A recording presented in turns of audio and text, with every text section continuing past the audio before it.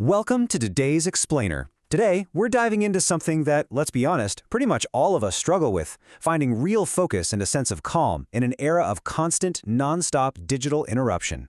Have you ever just snapped out of a trance only to realize you've lost 2 solid hours mindlessly scrolling on your phone? It's the worst, right? You hit that wall of immediate anxiety and this deep sense of lost time. Imagine waking up and the very first thing you do is reach for your smartphone. Within minutes, your brain is just flooded with notifications, negative news, and all those carefully curated images of other people's seemingly perfect lives. Your heart rate actually goes up, and feelings of anxiety start to bubble up even though your day has literally just begun. It makes you wonder, why has simply sitting still for 5 minutes without touching a screen become so incredibly difficult for us? Well, in this explainer, we're going to break it all down. We'll look at what mindfulness actually is, the glaring signs of digital overload, exactly why we get so easily distracted, and finally, a 5-step daily practice you can use to fix it. All right, let's jump right into part 1. What exactly is mindfulness? So, psychologists define mindfulness pretty simply. It's the practice of intentionally bringing your attention to the present moment with awareness, and this is the crucial part, without judgment. We aren't talking about some mystical, magical cure here. We are talking about making a deliberate cognitive shift to actually calm your nervous system down. To ground this in real clinical science, let's look at Dr. Stephen Hayes, the developer of acceptance and commitment therapy, or ACT. He explains that instead of fruitlessly trying to completely eliminate our distressing thoughts, we can learn to simply observe them. They're just events of the mind that naturally come and go.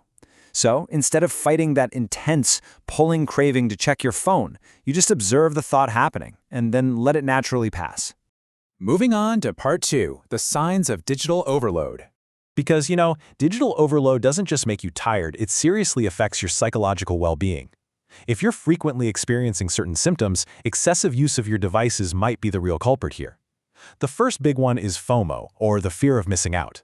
This is where you constantly worry you're missing out on important information or fun experiences that everyone else is having. For example, you might be having a wonderful dinner with your family, but you keep opening Facebook just because you're terrified of missing a newly posted comment or some breaking news. You are physically sitting at the table, but mentally, you're a million miles away.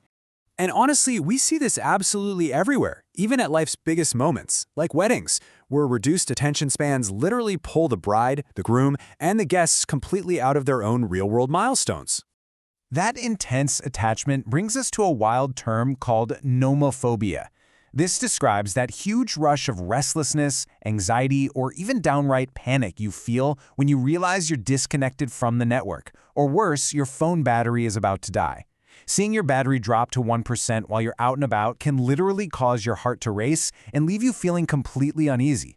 Then there's phantom cell phone vibration syndrome. Have you ever felt this? It's that bizarre, totally false sense that your phone is vibrating in your pocket, but when you check it, there are absolutely no incoming calls or messages. It's vital we call this out because it proves our brains have literally become physically conditioned to constantly anticipate signals from our devices. And the fourth major sign is a heavily reduced attention span. You find it harder and harder to just maintain your focus on a single task for any real length of time. After only a few minutes of reading or working, you feel this overwhelming compulsion to check your phone or switch tasks, which absolutely tanks your overall ability to concentrate. So, that brings us to part 3. Why are we so easily distracted in the first place? Listen, I want to be really clear about something right off the bat. Your tendency to get distracted is not a sign of personal failure. Not at all. There is a stark contrast between our two distinct systems of attention. You see, the human brain evolved a bottom-up attention system that automatically responds to novel stimuli, like, say, a loud message notification, as a basic survival mechanism. We're wired for it.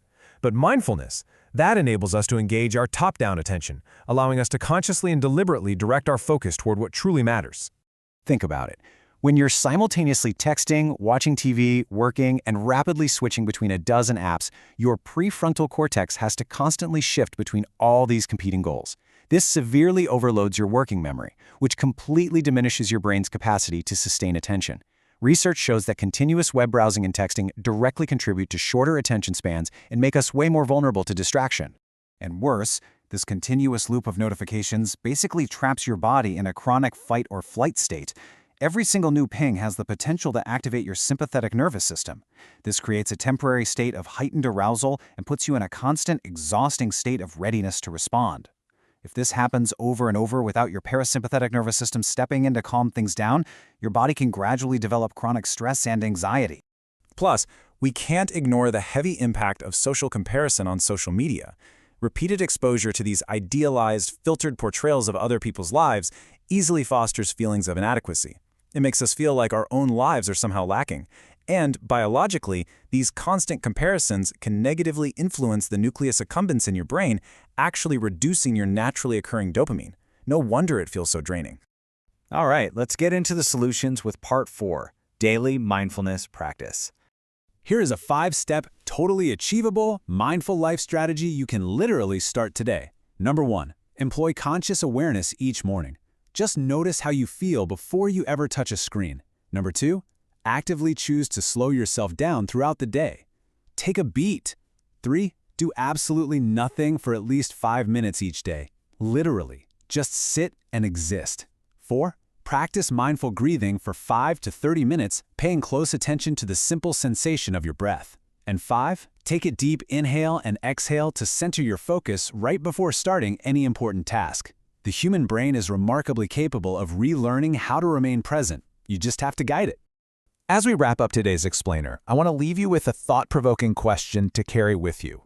Will you let notifications command your automatic bottom-up survival instincts today, or will you engage your top-down attention and truly reclaim your mind? Technology isn't going anywhere, but the choice of who controls your attention is entirely yours. Thanks so much for joining me, and I'll catch you on the next explainer.